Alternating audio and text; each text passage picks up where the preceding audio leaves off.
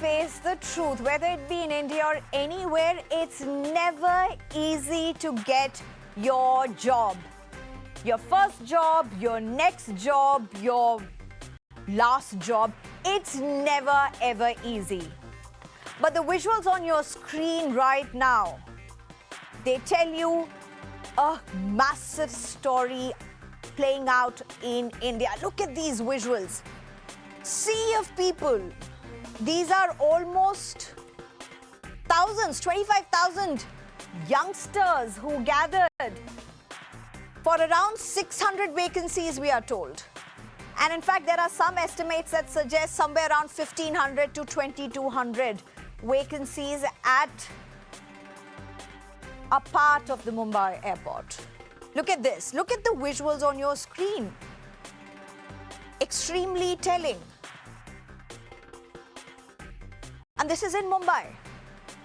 These jobs are paying a salary somewhere around 25,000 to 30,000. And for a vacancy of around 600 to 1,500, look at the number of people who have gathered. And there are people who have done their BA, who have done their MBA, and they've applied for these jobs. Again, if you can have those sea of visuals up again. And then you have another instance that happened just few days ago. And those are the visuals on your screen. This is in Bharuch, in Gujarat. Look at that. Around 1,000 people who gathered for 40 vacancies. Around 1,000 people who gathered for 40 vacancies. That's what we are looking at, ladies and gentlemen. Matter of a week, or in fact, matter of 5 days. And these are two instances that are before us. So what is India's real picture? What is the job situation in India? That's what we're going to be really looking at. There are multiple reports. There's no single answer. There are multiple reports. And we're going to try and go through some of those key reports to try and understand the real picture. That's one of the reports from the RBI, which says the growth rate of the new job creation has increased from a 3.2% in 2023 to a 6% in 2024. This is the RBI report.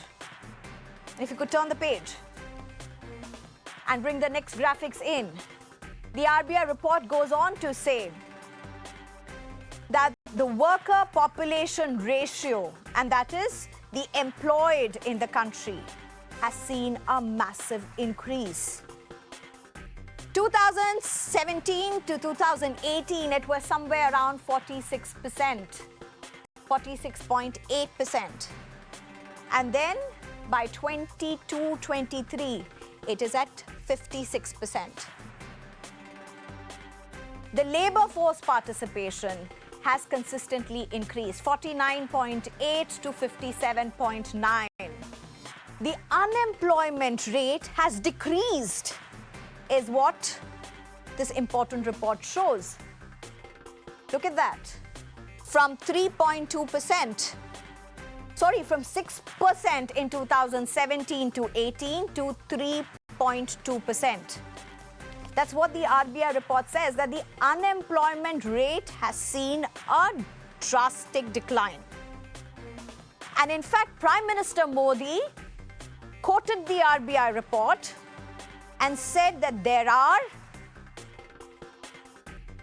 jobs which have been created over the last 4 to 5 years, which have never been seen before, and something that the opposition is not catering to. It quotes the RBI report. Prime Minister Modi goes ahead and quotes the RBI report for the 8 crore jobs that have been generated in the country over the last 4 years. Let's listen in. हाल में RBI ने रोजगार पर एक विस्तृत report जारी की है। इस रिपोर्ट के अनुसार बीते 3-4 सालों में देश में लगभग 8 करोड़ नए रोजगार मिले हैं। इन आंकड़ों ने रोजगार को लेकर झूठे नैरेटिव गढ़ने वालों की बोलती बंद कर दी है।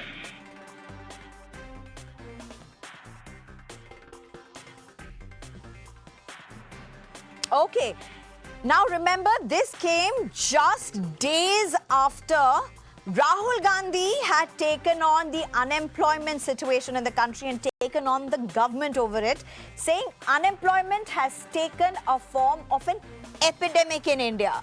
That's what Rahul Gandhi had said. And that BJP-ruled states are at the center of this epidemic. He had also gone to say that future of India is standing in long queues, and that's the reality of Prime Minister Modi's Amrit Kal. And he made these statements right after that Bharuch incident. If we can have those shots again on our screen, where around 1,000 people had gathered and there was a stampede-like situation as they tried to get those 40 vacancies or 40 jobs that were available. So you have two instances, quite frankly. You have Mumbai, where you have the urban India, you have the youngsters in India's financial capital who came out for those jobs that were offered, and look at the sea of youngsters who had gathered. These are all youngsters. And then you have Bharuch, which is a rural India, an example of a rural India, and then you saw those visuals again.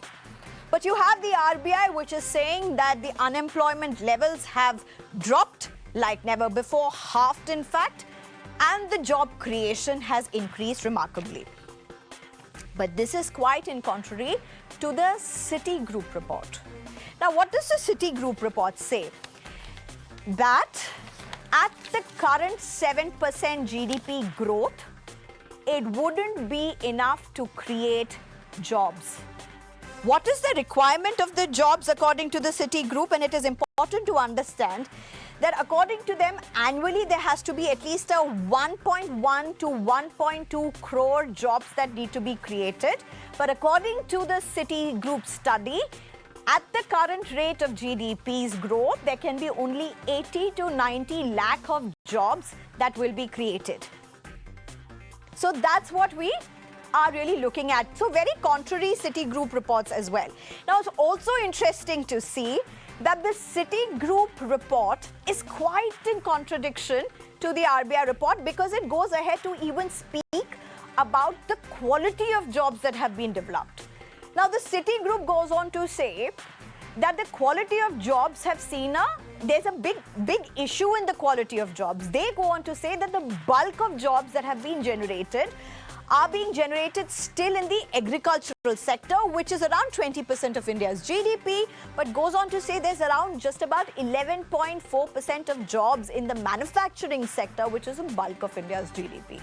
That's one of the big concerns that has been brought about. There's also concerns about the rural and the urban divide as well when it comes to the job creation. These are some aspects which have been brought out by the Citigroup. The government was very quick to take on the Citigroup's report. The government challenged the data that was analyzed by the Citigroup. And the government said that you cannot go ahead and have a number or a data or a report in such a manner by not looking or assessing the government data that is out. And they were, of course, making references to the government data such as the RBI report, as well as the PMLFA for that matter. Now, when we look at that, the government said that this is not a complete picture. Let's now look at what the Citibank really said. Citibank report also raised concerns on the quality of jobs being created. 46% of the workforce was still employed in agriculture, even though the sector contributed less than 20% to the GDP. Manufacturing accounted for 11.4% of total jobs in 2023. I'm going back to the Citibank. And a lower share in 2018, a sign that the sector hasn't bounced back since the pandemic. In fact, the report states that fewer people are employed in the formal sector, lowest since 18 years. Even lower than the pandemic years, more than half of the employed segment is self-employed. And as I said, Citibank was very quick. The government was very quick at challenging the Citibank, saying the periodic labour force survey and the Reserve Bank of India's report was not taken into account.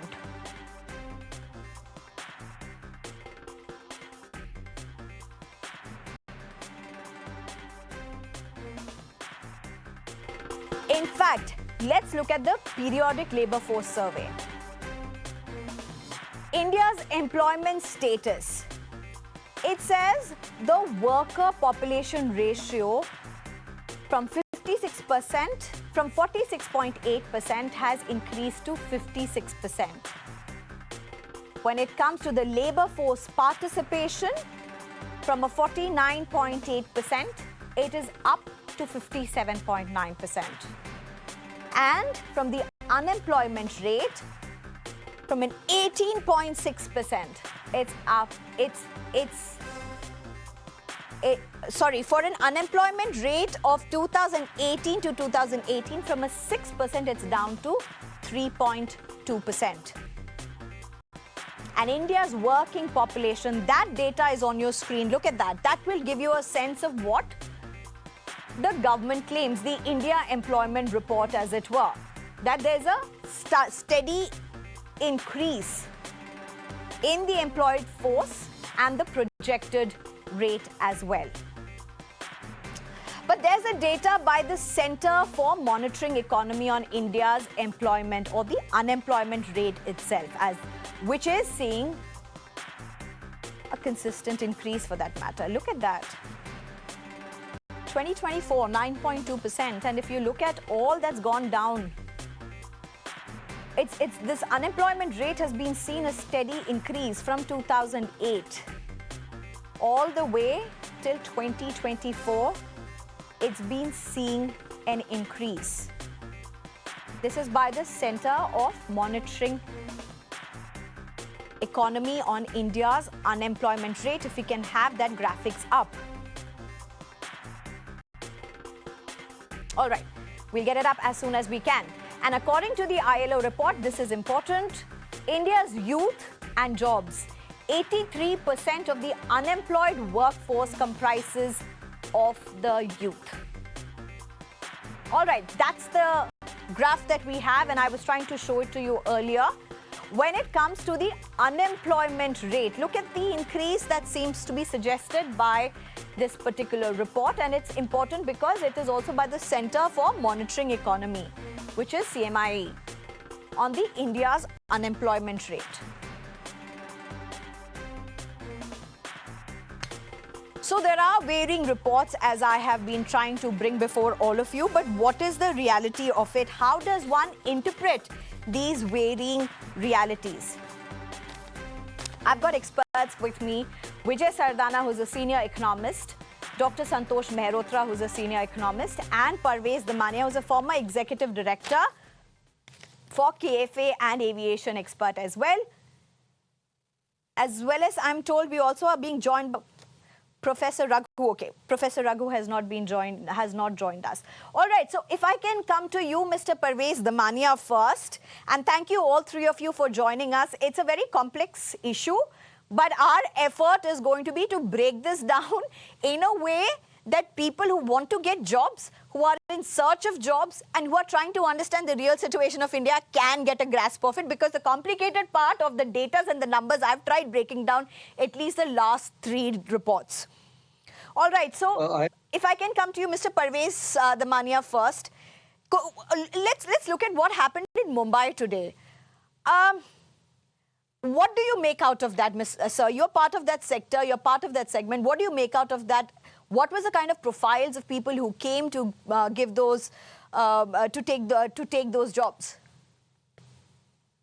Foremost, thank you for inviting me. And there's always a huge demand for airline jobs. People feel airline jobs have huge scope. And again, for Air India, that means that the jobs are secured. But I'm quite shocked that for 2,163 jobs, 25,000 applicants. That just reflects the level of unemployment. When you were going through the data, I was shocked to hear that 83% of the unemployed people are youth. I, I, I'm sure the RBI has given this data and studied, but the data which the RBI is giving doesn't reflect in reality. Look at the amount of boys just standing there. They must be having very high education levels, different education levels, and it was a stampede-like situation. This is in city of Bombay. You showed us the clip of Bharuch, where for 40 jobs, more than 1,000 applicants turned up. Now, what is going to happen to these boys? Let us look at this. If 83% of the youth is unemployed, we have a very serious risk of these people getting into different kind of unsavory situations, criminal areas. So I think the government is keeping on declaring and saying these jobs are created and so many crore jobs. In the last 3.3 to 4 years, the Honorable Prime Minister is saying 8 crore jobs were created.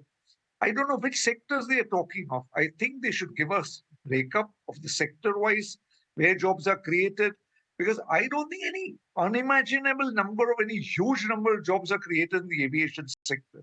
Aviation sector is always in demand and will remain in demand. But this whole thing, the ground reality and the RBI report doesn't make sense at all, you know. So I think one must really look at it, and the government must do everything possible to see that the Mr. youth are Parvez employed. Damania, just one thing. Mr. Parvez Damania, you've said aviation sector jobs are always in much demand. But have you Correct. seen any change in that particular sector? Do you see more jobs in that sector Oh, and lesser pressure for the demands of those jobs? Or are the jobs increasing and so are the number of applicants? I mean, could we get a sense of what is the industry today compared okay. to, say, Okay. 10 years ago? First and foremost, the aviation sector is one of the fastest growing sectors in India. I'm proud to say that India has already become the third largest market in the world. We are growing at a phenomenal rate, but and I am sure that more employment opportunities are being created in the aviation sector. But a lot of jobs are of a technical nature, and the sector is growing. And in the next 5 years, they're going to be like something like 1,000 planes coming. So there's going to be huge demand. But it is not going to demand and it's not going to absorb crores of Absolutely. people. I can understand what it will absorb. It will absorb limited people, but it's not going to absorb that many people that will make a real difference in the employment rate in the country. So yes, it is a great sector, growing very well. All Indian right. Okay. Airlines are doing Important points, phenomenal Mr. job. Parvez Damania. But it's interesting, and also we must remind our viewers that today's visuals that have emerged from Mumbai are it's basically for a post of airport load pickers. You know, that's what 22,000 it is. rupees. It's a Handymen and utility 22,000 rupee job. repairers. It's not some pilot or some engineer. 20 to 20 means Correct. people are so desperate that even a 20,000, I 22,000 don't think job, this rush, 25,000 people are unfortunately, coming I up don't for. think this kind of a rush. Okay, it's interesting. I want to ask you, would this kind of a rush be there for a pilot's job or an air hostess's job? No, Would this no, kind see, of a rush or this kind of applicants, the no. number of applicants, would it be there? I'm just trying to I'll tell you. understand. I'll tell you what happens. India produces about 1,250 pilots a year. So definitely it produces, if it produces last year, 1,250 CPL licenses were issued. So definitely there's not going to be that kind of rush, because the cost of training a pilot just at CPL level would be about 50 lakh rupees. With endorsement, it will be about 80, 90 lakhs to a crore rupees. So the people who spend Right. that kind of money will be more planned, more better trained. And this kind of rush is not going to come up. They will appear through exams. True. So this kind of situation won't No, happen even if for a not the job as rush, a pilot or the an air truth is hostess. even the applicants will not be there. Even the application will not be there. You know, it's not Correct, the correct, stampede-like correct. If situation you're will not be there, but producing even this kind of 1,200 pilots a applications, the year, numbers will also not be there. no, yeah, no, will not be there. Of course, it will not be there. Because Right. if we are producing 1,250 pilots a Okay, year, thank you so much, Parvez 1,250, Damania. How many can turn up really? Yeah, true. So, Mr. Vijay Hello. Sardana, if I can come to you, what do you make out of these very conflicting reports, Mr. Vijay Sardana? I mean, let me just start with this for that matter. There was a BJP leader who recently went on to say one very simple thing, and that was, what's the point of these kinds of certificates or degrees? Might as well open a shop and repair the puncture. You know, it's a BJP leader who said this. Vijay Sardana. Yeah, first of all, good evening to you and to your viewers. See, what BJP leaders said that people should, instead of working here, running for 20,000, 30,000 rupees job, should start a shop. Whether BJP leader knows the amount of corruption is there to open up a shop and to run a shop in any locality? I can tell you very easily that where the government license fee is 250 rupees, the inspectors demand 50,000 rupees as corruption. What BJP government has done to remove all these inspector Raj and corruption system on ground so that people can engage in meaningful employment on their own. The fact of the matter is the corruption on ground has gone up, bribe rates have gone up, harassment of small and medium enterprises have gone up across the board. The only option remaining is then look for a job, because I cannot handle and manage all these inspectors and bribes, because the laws are such that you kill the entrepreneurship How and you don't ironical, want people how to work. sad. This is a reality. Show me one sector So which where you report, don't sir? need Which report? inspectors' Is permission. is it the Citibank report? Is it the Citigroup report? Is it the RBI group report? Is it? See, I mean, are which you numbers saying are true then? What's India's reality? tell me one thing. Have you ever seen any government report which says there is a ground level corruption in the country? Have you ever seen any report of government of India which says that inspectors demand bribe? You all know reality. That you have to pay bribe to get any permission in this country. Go and start a dhaba. Food inspectors, the food department is biggest corruption racket. Go and talk to education institutions. How the committees after committees visit them in the name of inspection and charge bribe. Every inspecting team, you ask any private college, they have to pay anything between 1 lakh to 2 lakh rupees under the table for approvals. So fact of the matter is, we are killing entrepreneurship in this country. No government report talks about the bribe on the ground. No Citibank ever talks about bribe on the ground, because you can't have receipts and evidences of that nature. The fact of the matter is, we are suppressing human potential in this Sir, country. let me go to Santosh Mehrotra for his introductory remarks at NISA. And I'll get back to you. Mr. Santosh Mehrotra, my question to you is the same that I asked Mr. Sadanand as well. Now, you have the RBI report, which says that job creation has increased tremendously over the last 4 years when you compare it to earlier years. You have another report that says the unemployment rate is on the rise. If we can have that unemployment rate chart. And that's... Then you have the Citigroup that says that India will not be able to meet the requirement of 1.1 crore jobs annually when you, with the 7% GDP, which is also the revised estimates by the IMF. And you can do only 80 to 90 lakh jobs a year. That's the estimates. Now, what's the truth, Mr. Santosh Mehrotra? What does one make out of this? I think the truth is fairly well known to all of us outside of the government. And I'll come to the RBI claims report in a minute and to the Citigroup report as well. But I think as far as the organized sector is concerned, Mr. Damania put his finger on it. And Mr. Damania was absolutely spot on in respect of the organized sector. But let's talk about the total state of the economy and the state of jobs in the economy, which consists of both organized as well as the unorganized sector. You see, the RBI, RBI, first of all, does not collect any data. It has a research project which is handed out to a research institution And that project is called CLEMS. And what CLEMS does is to actually simply use the government's own periodic labor force survey, and before that, the earlier rounds, because their data begins in 1980 and comes all the way up till 22-23.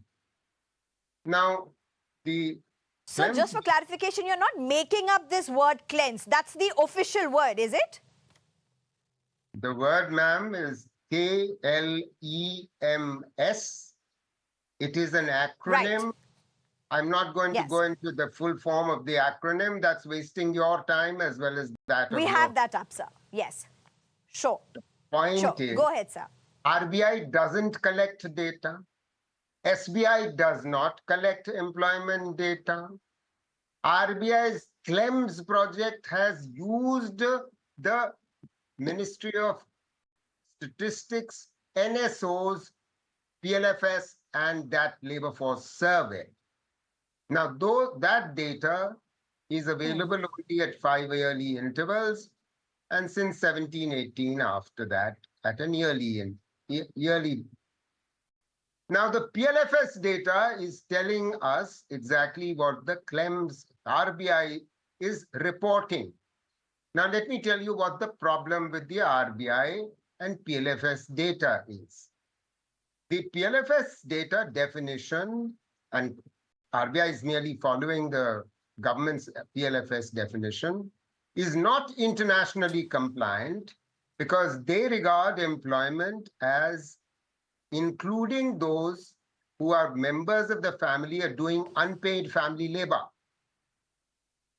There has been a massive increase in unpaid family labor in the last 5 or 6 years. This is big problem number one. And CMI's data is internationally compliant in its definitions. That's why it's showing the exact opposite. And Citigroup is, I believe, mainly using CMIE data. So that's why there's consistency between Citigroup and CMIE data. And there is similarly consistency between what you believe is RBI data, which is not RBI data, but it's actually PLFS or government. The government has, for the last several years, in fact, in the last 8 years, been putting out the narrative that the economy is growing fast, that we are generating lots of jobs, that there is not much of a problem of unemployment. But if there was no problem of unemployment, then perhaps the government will answer the question and RBI will answer the following question. That in 2018, unemployed youth, according to the NCRB data, National Crime Records, youth unemployed were committing suicide at the rate of 3 per every 2 hours. It has, in the last 4 years till 2023, jumped to 2 every hour. That means an increase of 33% in the youth unemployed youth suicide rate. That's a reflection of the following phenomenon, the crush for employment that you've been showing in your visuals. And let me give you 3 groups of people who are desperate for jobs and the government is not willing to recognize them. First, 5 to 6 million. A minute more, sir, before I go to the next panelist. Go ahead, sir. Well, you've given me practically no time after 30 minutes, but I will finish. Never mind. No, go ahead. No, go ahead. A minute more, please, go ahead. 5 to 6 million new young people join the labor force each year. They're looking for jobs. In addition, but they are not finding jobs, so they hang around in the labor market and then drop out, and then they become what are called not in education, not in employment, not in training, and their number has now exceeded 100 million. The third group consists of the 25 to 30 million which are currently unemployed. And the fourth group consists of those who are toiling in agriculture, and this government's policies has led to 60 million workers being added to agriculture. Agriculture work is not employment. It is informal and it is poor quality. And not only that, increasing workers in agriculture when already we have too many there, 200 million to 260 million. you have to pull them out. So 4 groups have to be provided jobs, and Citigroup is right when saying 11 million to 12 million new non-farm jobs. New non-farm jobs have to be created. Otherwise, this economy and this country is about to lose its demographic dividend. And the government can no more go on deluding our citizenry. They voted in the way that they know is correct, which is unemployment is high, inflation rates are high, and the government still continues to sell the narrative. The PM still continues to sell the narrative about this. Out of the 8 crore, he says, in the last 4 years jobs, 6 crore have been in agriculture. No one in their right mind, in any of those guys who are lining up, consider agriculture work as desirable work. Okay, Vijay Sardana, to what Mr. Santosh Mehrotra has just said, and it's an important point, I want to take it on from there to what he has said, that the bulk of the jobs, and that's what the Citigroup has also said, that the bulk of the jobs are from the agricultural sector. Now, look at the data that we showed, that manufacturing accounted for 11.4% of the total jobs in 2023, a lower share than in 2018. A sign that the sector hasn't bounced back. In fact, and this is kind of worrying, that the formal sector has seen the lowest employment generation since 18 years. That's the Citigroup study. Now, to what Mr. Santosh Mehrotra has said, to what you said earlier, that the government or the establishment is killing entrepreneurship, to the data that's in front of us, is the situation as bleak as it's looking even in our discourse, or from our visuals, or is it as promising as the RBI report? Go ahead, Mr. You have Sardana. You have to look at some more data, because see, labor calculation nobody does. It is just a guesstimates by certain departments and compilation by various organizations. Now here, there are 2-3 data which you have to also look at. What is the status of employment in IITs? We are talking of the premium institutions. This year, the situation is desperate. 50% of people not even getting jobs. Even at highly qualified people, forget about these young kids on the street. IITians are not getting jobs because the amount of investments required to absorb the talent is not happening. We continue to organize investment summits and sign MOUs, have a photo session with ministers, chief ministers, prime ministers. These all are photo opportunities. They're nothing to do with the investment.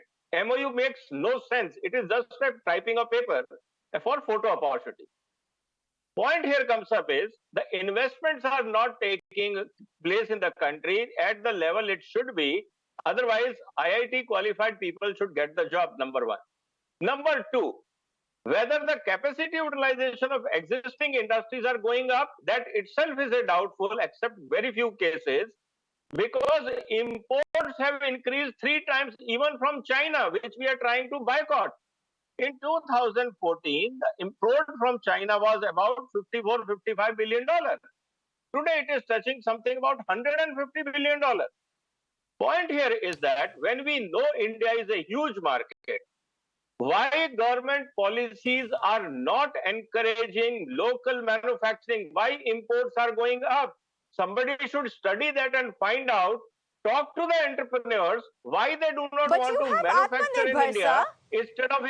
The government says that they are completely, solely backing manufacturing, in-house manufacturing. See, fact of the matter is in pudding. Don't tell me recipe in air.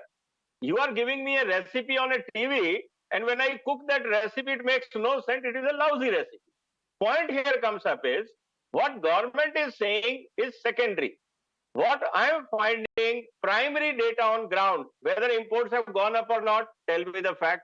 Whether import has gone up, forget about petroleum, all other manufacturing products, whether chemicals, plastics, electrical, gone up or not, tell me the fact, it has gone up. Why these products cannot be manufactured in India? Okay. Are you saying that we don't have talent? IITians can't do it? All can be done. but our outdated laws only cultivating corruptions and rent seeking by the inspectors. And no change has happened in last 10 years in that dimension. And that is what PMO should look at it. Why entrepreneurship is not growing, which laws are killing entrepreneurship and promoting bribe and inspector Raj. There has to be a transparent discussion with every sector. Don't give us a generalized, we have done it. Tell us what you have done for textile, what you have done for plastic, what you have done for food. Give us specifics so that people start investing in these sectors. Okay. There's an important question, and unfortunately, I don't have time. Dr. Santosh Mehrotra, the government data shows women's participation has been on the rise. There was a decline earlier, but women's participation in the workforce has only seen a steady rise since then. Is this good news? Is this real news? Or is there something in between? It is misleading news. Let me explain. Yes, in the last 3 or 4 years, as rural distress has increased and real wages have stagnated across the economy in every sector, women, otherwise earlier living, just doing household chores, especially in rural areas, have rejoined agriculture in a higher and higher proportion each year. So that, yes, it shows up in the nice statistic that you just cited, rising female LFPR. But the fact of the matter is that this is the worst kind of employment for women at a time in the history of our country when the women are all getting better and better educated. And what is happening? Because the non-farm jobs are not being created, educated people look for non-farm jobs, they're finding themselves something to do in agriculture. So that's what's raising the LFPR. Now, you can get very excited and very happy, and the government can congratulate itself, which it has been doing for the last 5 years, without any basis. Okay. Vijay Sardana, a minute to you. Do you agree with Dr. Santosh Mehrotra? Or do you disagree with him? No, the fact is what he is saying is not something which is very strange. Point is that these are realities. My only way of looking at is that let every department, every government ministry should come out that how many activities they have undertaken or reforms taken, which has created how many jobs. Give us the addresses, give us the dates, so that we can cross-verify. Simply giving a macro figure, we have created 8% job where? In which industry, in which sector, in which district, in which town? At least give us the number so that people feel comfortable. Yes, things are taking shape. Here, just because of political reasons, we have to calculate the numbers in air, and which nobody can cross-verify. Those numbers can be considered as only as a fabricated numbers, because there is no cross-verification and no supporting data, no researcher's name, no survey data shared. So these are facts which we have to accept it. After all, this country belongs to all of us, not just the politicians. So we have to make them accountable and ask them to be transparent in their number crunching. Don't tell us macro figure, give us the breakup state-wise, district-wise, city-wise. Today you are talking of digital India. Digital India means you should say that, okay, in this state, this city, so many companies are established, so many jobs were created. Go to this city, so many companies were established on this date, so many jobs were created. This will give comfort to people of India. But we are just giving a vague numbers without cross-verification and without traceability. Okay, all right. Okay. And I just want to thank Vijay Sardana as well as Dr. Santosh Mehrotra, who've been able to look into these numbers. Before that, if I can very quickly go to Parvez Damania, and we can have the visuals of the Mumbai almost stampede-like situation up on our screen. Mr. Parvez Damania, do you see the situation improve in years to come? I listened to in your both your sector? economics, and I was shocked at the figures and the statistics they gave. I think the government has to come out more realistic, give us the real picture of what is happening, sector-wise breakup, instead of giving 8 crore, 5 crore, 10 crore. These are just political statements and just for creating political hype and gaining votes. If they really want to give us the true picture, I think they've got to come forward with exact number and statistics. I was shocked when Dr. Mehrotra said that the youth suicide rate was 3 every 2 hours in 2018, and right now we're 2 every hour. That's shocking. Why are people killing themselves? Now, if you say 60% of the IIT graduates did not get jobs, imagine what these poor kids with BA and MA are doing. Where will they get jobs? And then you either turn to criminal activities or wrong areas. It is very sad. The government, if they want this nation to grow and prosper, and the stories which the government is giving us, they need to work for the youth, create jobs, pressurize private companies to create more jobs, and work very closely in every area. Giving stories is not going to help. And just creating the jobs in agriculture sector, that doesn't helping. In other sectors also, we need to see positive growth with numbers and statistics. Right. Right. Thank you very much, Parvez Damania, Vijay Sardana, as well as Dr. Santosh Mehrotra for joining us. And while we end this show, we just leave you with these visuals. Thank you very much for joining us. It's time for a short break. On the other side, we bring you all the latest and the big stories of the day.